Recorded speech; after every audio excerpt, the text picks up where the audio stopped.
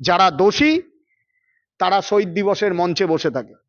আশ্চর্য লাগে, সেই শহীদ দিবসের মঞ্চে আজকের দিনে দাঁড়িয়ে গান বাজনা মহোৎসব চলছে।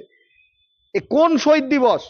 তৎকালীন পুলিশ কর্তা মনীশ গুপ্তকে তার পাশে বসতে দেখা যায়, যার ঠিকানা হওয়া উচিত ছিল জেলের ভেতরে। কোথায় গেল? বিচারের বাণী নিভৃতে কাঁদে। যদি রাজ্যের মুখ্যমন্ত্রী তথা স্বরাষ্ট্রমন্ত্রীর সৎসাহস থাকে, বিধানসভায় দাঁড়িয়ে সেই তদন্ত কমিটিগুলো যা যা গঠন হয়েছে তার ফাইলগুলো প্রকাশ্যে আনুক, তিনি বলুক যে এই এই হয়েছে, এই এই ছিল, এই এই বিষয় ছিল। তুমি কেন এত চিন্তা করছো বলো তো? সামনেই মেয়ের বিয়ের এত খরচ, সোনার দাম দেখেছো? নিউ মথুরা প্রসাদ জুয়েলার্সে একদম পেপারের দরে সোনার গহনা পাওয়া যায়, আর মজুরি একদম আমাদের সাধ্যের মধ্যে। তাই তবে চলো আজই যাই। বিয়ে বা যে কোনো অনুষ্ঠানে সোনার গহনা মানে নিউ মথুরা প্রসাদ জুয়েলার্স। এখানে কাগজের দরে ও অতি কম মজুরিতে সোনার গহনা পাওয়া যায়। নিউ মথুরা প্রসাদ জুয়েলার্স, কাঁচরাপাড়া। নমস্কার, আপনারা দেখছেন নিউজ হোয়াট অ্যাবাউট এবং আপনাদের সঙ্গে রয়েছে আমি শোভন। 21শে জুলাই কংগ্রেসের কাছে অর্থাৎ প্রদেশ এ রাজ্যের কংগ্রেস কর্মীদের কাছে কিন্তু একটি বেদনার দিন। কারণ তাদের যুব কংগ্রেসের 13 জন কর্মীকে কিন্তু শহীদ হতে হয়েছিল 1993 সালের 21শে জুলাই। সে সময় বর্তমানে যিনি রাজ্যের মুখ্যমন্ত্রী, কংগ্রেসের প্রদেশ নেত্রী ছিলেন অর্থাৎ যুবর নেতৃত্ব ছিলেন, তার ডাকে যে অভিযান হয়েছিল তারপর থেকে কিন্তু পুলিশের গুলি এবং তারপরে 13 জন কর্মী। আগামীকাল 21শে জুলাই সেই জায়গায় দাঁড়িয়ে কংগ্রেসের তরফ থেকে কি কর্মসূচি নেওয়া হচ্ছে, যুবদের তরফ থেকে কি কর্মসূচি নিচ্ছে, কথা বলবো সরাসরি অর্ঘগণের সঙ্গে। তিনি প্রদেশ কংগ্রেসের নেতৃত্ব, তার সাথে যুবর নেতৃত্ব রয়েছেন। আগামীকাল আপনাদের সেই বেদনাদায়ক দিন 21শে জুলাই, কি কর্মসূচি রয়েছে আপনাদের? দেখুন, প্রথম কথা হচ্ছে প্রত্যেক বছরের মতনই এবছরও প্রত্যেকটা জেলাতে যুব কংগ্রেস কমিটির তরফ থেকে আমরা রাজ্য যুব কংগ্রেসের নেতৃত্ব হিসাবে আমরা নির্দেশিকা দিয়েছি। প্রত্যেকটা জেলাতে কোথাও বিক্ষোভ কর্মসূচি, প্রতিবাদ কর্মসূচি, কোথাও বিচারের দাবিতে প্রতিবাদ কর্মসূচি, কোথাও রক্তদান শিবির, কোথাও শ্রদ্ধাঞ্জলি অনুষ্ঠান, সারা পশ্চিমবঙ্গ জুড়ে প্রত্যেকটা জেলাতেই জেলা যুব কংগ্রেস কমিটির নেতৃত্বরা আয়োজন করেছেন, সেটা পালিত হবে। পাশাপাশি প্রদেশ যুব কংগ্রেস কমিটির পক্ষ থেকে বিধান ভবন সদর দপ্তর, যেটা প্রদেশ কংগ্রেসের কার্যালয়, যেখানেই যুব কংগ্রেসের রাজ্য যুব কংগ্রেসের অফিস, এখানেই আপনারা দেখেছেন বাইরে অলরেডি আমাদের প্রস্তুতি চলছে। এখানে যুব কংগ্রেসের পক্ষ থেকে, রাজ্য কমিটির পক্ষ থেকে শ্রদ্ধাঞ্জলি অনুষ্ঠান আগামীকাল সকাল 11টায় অনুষ্ঠিত হবে। সাধারণ মানুষের মনে একটা প্রশ্ন হচ্ছে, যে কংগ্রেসের ডাকে এই যে অভিযান ছিল, তারপর কংগ্রেস কর্মীদের প্রাণ গেল, কিন্তু বর্তমানে যারা শাসক রয়েছে তারা যেভাবে সাড়ম্বরে এই যে শহীদদের শ্রদ্ধাঞ্জলি জানান, কংগ্রেস কেন এটাকে বিরত থাকে, সেইভাবে বড় রাখে বা শ্রদ্ধাঞ্জলিতে শুধু নীরবেই থেকে যায়? সাধারণ মানুষের মনে এই প্রশ্নটা তৈরি হয়, সেই জায়গায় দাঁড়িয়ে কি বলবেন? সেদিন 1993 সালের 21শে জুলাই তৎকালীন যুব কংগ্রেসের যিনি সভানেত্রী ছিলেন, তিনি একটি আন্দোলন করেছিলেন, এটা সবাই জানে, যে সচিত্র ভোটার কার্ডের বিনিময়ে ভোটারদের নাম নথিভুক্ত করতে হবে। যে আন্দোলনে তিনি মহাকরণ অভিযান ডাক দিয়েছিলেন। সেদিনকে যে 13 জন পুলিশের গুলিতে নিহত হয়েছেন, শহীদ হয়েছেন, তারা সেদিনকে যুব কংগ্রেসের পতাকাটা কাঁধে নিয়ে, কংগ্রেসের পতাকা কাঁধে নিয়ে, কংগ্রেসের আদর্শে বিশ্বাসী হয়ে তারা কিন্তু সেই আন্দোলনে গেছিলেন। পরবর্তীকালে কে কোথায় চলে গেছে, কোনো একটি আঞ্চলিক দল গঠন করেছে, এখন ক্ষমতায় আছেন। আমরা আশাবাদী ছিলাম সেদিন যে যে পুলিশ কর্তারা গুলি চালানোর নির্দেশ দিয়েছিলেন তারা সাজা পাবেন। আমরা আশাবাদী ছিলাম এই 13টা পরিবার সুবিচার পাবে। আমরা আশাবাদী ছিলাম রাজ্যের বুকে সেই সময় যে নরকীয় ঘটনা ঘটেছিল আন্দোলন করতে গিয়ে, কারণ সংবিধানের নিয়ম অনুযায়ী যে কোনো রাজনৈতিক দল আন্দোলন করতেই পারে।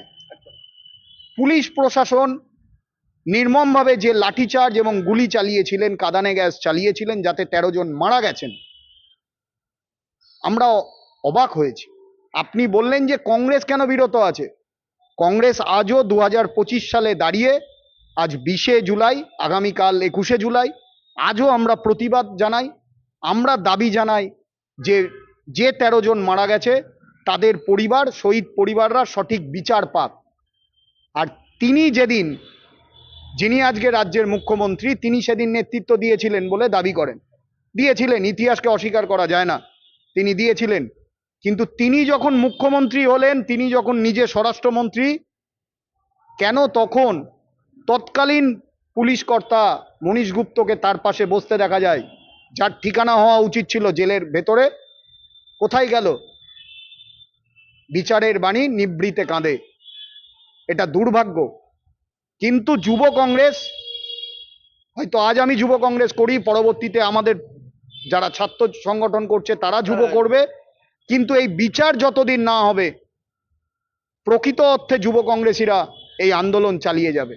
তাদেরকে 21শে জুলাই শুধু শহীদ দিবস হিসাবে তাদেরকে স্মরণ করা নয়, তাদেরকে স্মরণ করার পাশাপাশি পশ্চিমবঙ্গ প্রদেশ যুব কংগ্রেসের পক্ষ থেকে বিচারের দাবিতে এই আন্দোলন চলবে। একটা বিষয় যে পুলিশ কর্তার কথা বললেন মনীশ গুপ্তা, তিনি কিন্তু একটা সময় বলতে শোনা গেছিল যে তিনি বলছিলেন যে সময় যারা আন্দোলনরত ছিলেন, যারা শহীদ হয়েছেন, তাদের মধ্যে অনেকেই ড্রাঙ্কিং অবস্থায় ছিলেন, মদ্যপ অবস্থায় ছিলেন।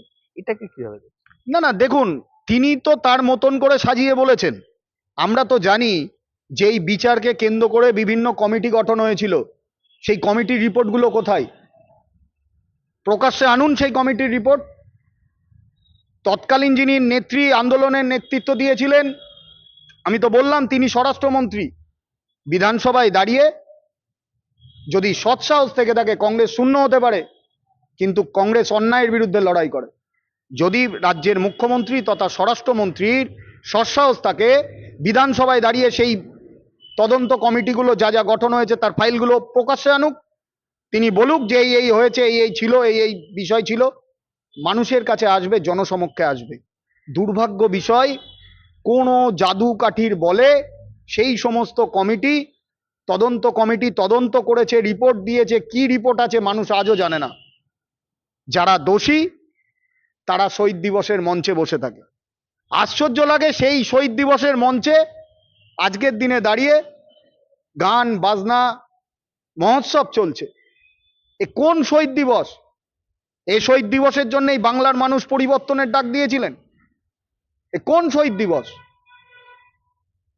কিন্তু আপনারা বললেন যে এই শহীদ দিবস নিয়ে এত আক্রমণ করছেন। গতকাল কিন্তু আপনাদের যে ইন্ডিয়া জোটের বৈঠক ছিল, সেখানে দেখা গেল অভিষেক বন্দ্যোপাধ্যায় উপস্থিত রয়েছেন।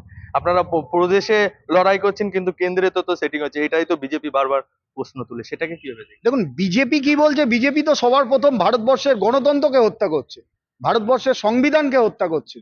আমাদের নেতা জননায়ক, সারা ভারতবর্ষের বিরোধী দলনেতা পার্লামেন্টের ভেতরে রাহুল গান্ধী, তিনি সংবিধানকে বাঁচাতে ভারত জোড়ো যাত্রা করেছেন, পায়ে হেঁটেছেন কন্যাকুমারী থেকে কাশ্মীর, পরবর্তীকালে ন্যায় যাত্রা করেছেন। তিনি সাধারণ খেটে খাওয়া মানুষের কথা বলছেন, তিনি ভারতবর্ষের সংবিধানকে বাঁচানোর কথা বলছেন। কিন্তু অভিষেক বন্দ্যোপাধ্যায়ের সঙ্গে এবারে বলি বলি এই সংবিধান বাঁচানোতে যদি কোনো আঞ্চলিক দল তারাও হাত বাড়িয়ে দেয় তো স্বাগত। কিন্তু নিচুতলার দেশ কর্মীদের কাছে, বাঁচানোর- দেশ বাঁচানোর- নিচুতলার কর্মীদের তো মনোবল ভেঙে যায়। এখানে মনোবল ভাঙার কোনো ব্যাপার নেই, কারণ আমাদের লড়াই সর্বভারতীয় স্তরে বিজেপির সাথে, তেমনভাবেই দুর্নীতিগ্রস্ত পশ্চিমবঙ্গের রাজ্য সরকারের বিরুদ্ধে আমাদের এই লড়াই, আমাদের এই লাইন খুব পরিষ্কার। ধন্যবাদ। আমরা কথা বললাম যিনি রয়েছেন তার সাথে কথা বললাম, যুব নেতৃত্ব প্রদেশ কংগ্রেসের। তিনি কিন্তু আগামী কাল অর্থাৎ 21শে জুলাই নিয়ে তাদের যে কর্মসূচি, এবং এই 21শে জুলাই নিয়ে তৃণমূল কংগ্রেস যেভাবে মহোৎসব করছেন সে নিয়েও কিন্তু তিনি আক্রমণ শানালেন। আপনারা দেখতে থাকুন নিউজ হোয়াট আউট, সঙ্গে থাকুন, পাশে থাকুন।